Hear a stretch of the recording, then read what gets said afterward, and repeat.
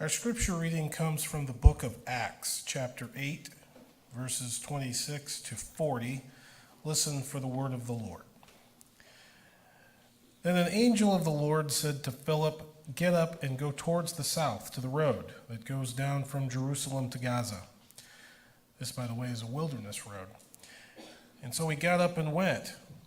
Now there was an Ethiopian eunuch, a court official of the Candace, queen of the Ethiopians, in charge of her entire treasury. He had come to Jerusalem to worship and was returning home seated in his chariot. He was reading the prophet Isaiah. Then the Spirit said to Philip, "Go over to this chariot and join it." So Philip ran up to it and he heard him reading the prophet Isaiah. He asked, "Do you understand what you are reading?" He replied, "How can I, unless someone guides me?" And he invited Philip to get in and sit beside him.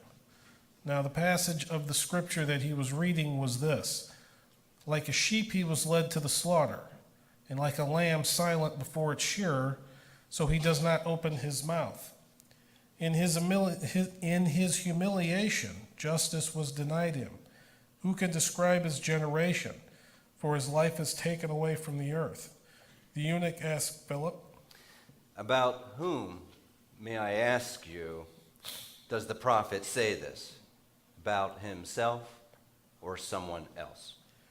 Then Philip began to speak, and starting with this scripture, he proclaimed to him the good news about Jesus.